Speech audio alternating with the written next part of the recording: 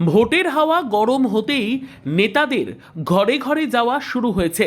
কেউ চপ ভাজছেন, কেউ আবার গোবর ঘেঁটে ঘুঁটে দিয়ে সাধারণ মানুষের আপন হওয়ার চেষ্টা করছেন। আরামবাগের তৃণমূল প্রার্থী মিতালি বাগকে ঘিরেও প্রচারের কম চমক ছিল না, কিন্তু মেকি প্রচারের সেই রঙিন বেলুনটা সপাটে ফাটিয়ে দিলেন এক অসহায় মা। জানা যায়, মায়াপুর ২ পঞ্চায়েতের বামসা এলাকায় যখন প্রার্থী ভোট চাইতে পৌঁছলেন, তখন তাকে রীতিমতন কাঠগড়ায় দাঁড় করিয়ে দিলেন এক সাধারণ ভোটার। কোনো চাটুকারিতা তো করলেনই না, উল্টে সরাসরি মুখের ওপর জানিয়ে দিলেন, মাস্টার্স পাস ছেলে ভিখারির মতো ঘুরে বেড়াচ্ছে, আমার ছেলেকে যে চাকরি দেবে আমি তাকেই ভোট দেব। ছেলেকে ৩ লক্ষ টাকা খরচ করে পড়িয়েছি, বিজেপি তৃণমূল কেউ চাকরি দেয়নি, তাই যে চাকরি দেবে তাকেই ভোট দেব, এটাই আমার স্পষ্ট কথা। চাকরি না হওয়ায় ছেলের বিয়ে দিতে পারছি না। প্রার্থীদের নজর কাড়া প্রচারে প্রথম সারিতেই নাম আরামবাগের তৃণমূল প্রার্থী মিতালি বাগের। প্রচারের ময়দানে নানান অবতারে দেখা গিয়েছে তাকে। কখনো চপের দোকানে ঢুকে খুন্তি নাড়া, কখনো ঘুঁটে দেওয়া, কিংবা সবজি বাজারে গিয়ে জনসংযোগ। চমকে কোনো খামতি নেই তৃণমূল প্রার্থী মিতালি বাগের, কিন্তু প্রচারের এই বাহারি আলোর নিচে যে অন্ধকারের স্তূপ জমে আছে তা চোখে আঙুল দিয়ে দেখিয়ে দিলেন এক সাধারণ ভোটার। ৩ লক্ষ টাকা খরচ করে মাস্টার্স পড়ানোর পরেও মেলেনি কর্মসংস্থান।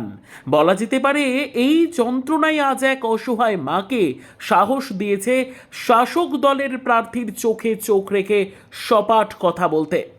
পশ্চিমবঙ্গের বর্তমান বেকারত্ব পরিস্থিতি আজ কোন পর্যায়ে গিয়ে ঠেকেছে, বামসা এলাকার এই ঘটনা তার ছোট একটা দৃষ্টান্ত তুলে ধরল। ওই মহিলা বুঝিয়ে দিলেন, বিজেপি বা তৃণমূল কোনো রাজনৈতিক রং নয়, তার কাছে শেষ কথা হলো ভাতের লড়াই।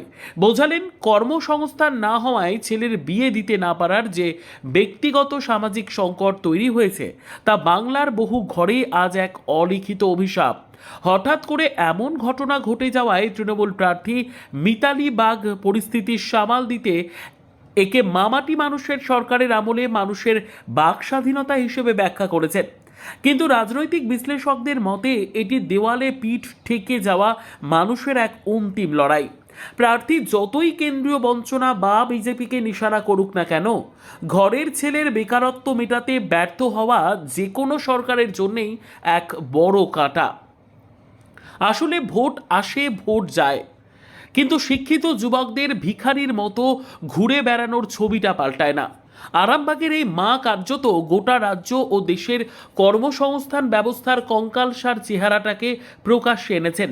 সত্যি বলতে কি, প্রচারের ময়দানে নেত্রীর চমকপ্রদ ইমেজের চেয়েও বড় হয়ে দাঁড়িয়েছে সাধারণ মানুষের এই ভাতের লড়াই। দিন শেষে ব্যালট পেপারে অসহায় মানুষগুলোর আঙুল কোন চিহ্নে পড়বে তা নির্ভর করছে শুধুমাত্র তাদের সদিচ্ছার ওপর, একেবারেই প্রতিশ্রুতির ওপর নয়। Bureau report, digital news Bangla.